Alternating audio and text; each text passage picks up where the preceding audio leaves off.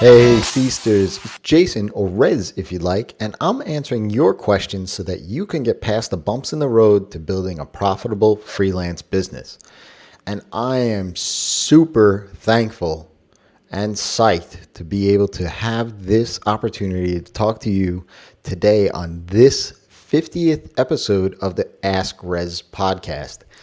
When I first started this podcast, I wasn't sure where it would take me or where it would go and if there would be enough questions to answer, but evidently there are. So I'm super psyched to be a part of it. And it's all because of you guys. You're asking me questions, so I'm answering them for you. So I'm super psyched to be here. So thank you for that. So let's dive into it, right? And to mark this epic occasion, right? I think the best question to answer is how to start freelancing. So this is such a broad topic in and of itself, and I wrote a lengthy blog post on how to start freelancing successfully, because I think that's really what it comes down to, right? It's not just starting freelancing, because I think everybody can start freelancing. It's to start it and continue doing it successfully to reach your goals that you want to reach. So you can go ahead and go to my website, Rezzz.com, and look on the bottom to the definitive guide to start freelancing successfully. It's right there, right on just about every page of my website, because it's a really in-depth article and it branches and deep dives into a lot of different topics there. So this, to stay on point, right? I'm going to talk about basically 6 different steps in this episode. And each step is going to have 2 or 3 points to it, right? The first thing you want to talk about, what we want to talk about is mindset, right? Know why you're doing freelancing in the first place. This is going to be a ton of work for you, right? And without that mindset, that focus always in front of your face, you're going to lose track of everything and find yourself really struggling with the feast or famine cycle pretty quickly. Next thing you want to do is try a number of different things, right? Don't worry about, a lot of us get that imposter syndrome, right? Don't let your head get to the best of you sometimes, right?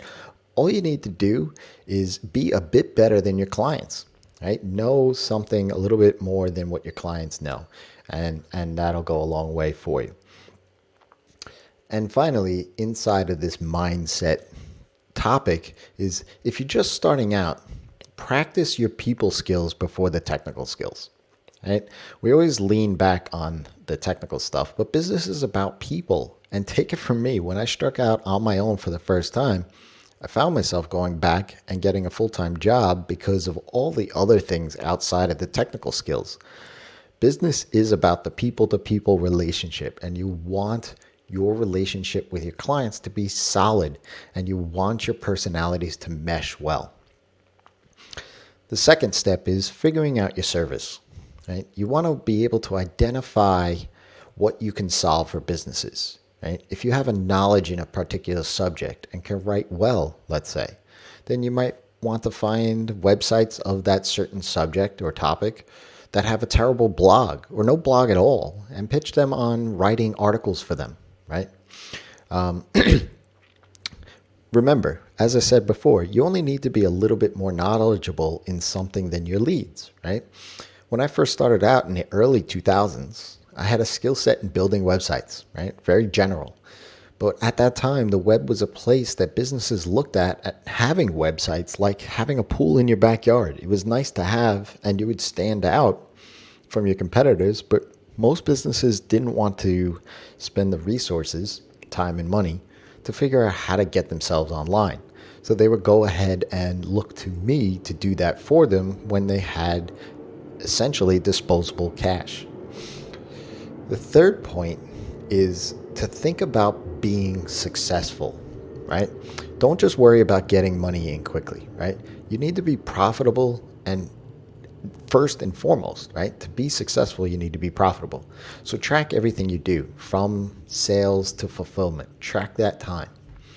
Once you've identified your service, right, you'll want to set a price point, right? Most start off working hourly, which is what I started off with. But before too long, you're going to want to start thinking about moving towards maybe value-based pricing or productized pricing, where your time isn't tied to your income. Remember, I know for whatever that reason is you started freelancing in the first place, it wasn't because you wanted to work more. And if you can identify your service that solves a problem for someone, can you turn that into recurring revenue client, right? By setting some monthly price point and continuously doing work for them and provide residual value to that business. The next point is that I want to talk about is starting early, right? Get yourself a project or two under your belt quickly so that you not just have a bit of a portfolio base, but you will learn quickly about building a business relationship and all of the things that are involved with that. For each project, let's say, also create a case study by documenting the problem your client has and how your service will solve that for them. And then finally, be careful about who you bring on as those early clients. Even if they're willing to pay you, make sure that they are a good fit for you, personality-wise, maybe even business-wise, right? Industry-wise. Have some sort of common ground with them. And make sure that they're going to allow you to showcase your work that you do for them. The fifth point is take care of your clients. Go above and beyond, right? The bar, unfortunately, for freelancing is set pretty low. So even if you're just starting out, you could stand out from that flaky freelancer that's already out there and be able to do things in a way that they don't, right? One such way is to over communicate, right? Another way is to onboard your clients, right? Tell them that each week you're going to be reaching out to them with updates until that project is complete, right?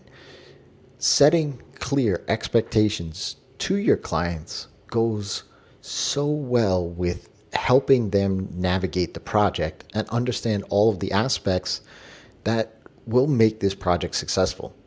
It'll also help in minimizing any of those difficult conversations that may happen, and they will happen.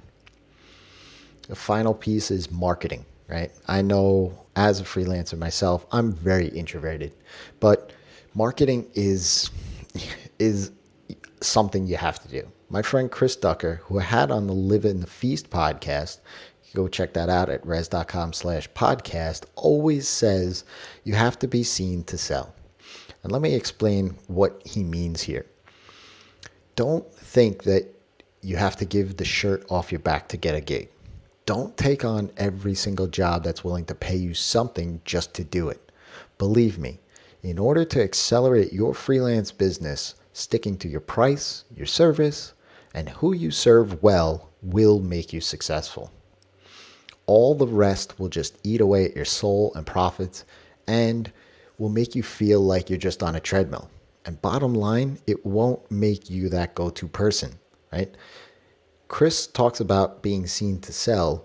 He talks about being able to build that influence. To build the influence and become that go-to person in your space, you need to be able to stick to your guns and do what you do well. Next thing in marketing is to set up that proper system, whether that's a blog, an email list, or on a platform of your choice, right? Facebook or YouTube. Although building a business on rented land isn't something I would suggest, but you want to be able to be in the public eye to talk about what you do to potential clients, right? And allow them an avenue to reach out to you to discuss work. And finally, scheduling in that time to do all the things, right? Not just the client work, but the sales and marketing, the follow-ups, the client communication, the documentation of everything that you do. Learn from the mistakes that I made and at the very beginning, right? Don't find yourself having to go back and get another job, right? All of these things will set you up for success and allow you to stand out from the crowd. Most freelancers just don't do the work that it takes to run a successful freelance business. That's why the term flaky freelancer exists. It's why you hear freelancers talk all the time about the feast or famine cycle.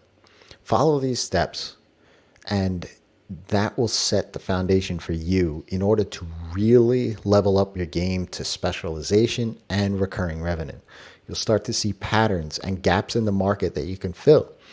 You'll become that go-to person that people talk about when it comes down to the services that you offer. And bottom line, you'll stay out of the famine and live in the feast. So if you have a question, ask Rezzz. That's me, by dropping me a tweet, an email, or go ahead and leave your question in a comment on iTunes. You can go to rezzz.com/iTunes and I'll be happy to answer it there. So until next time, it's your time to live in the feast.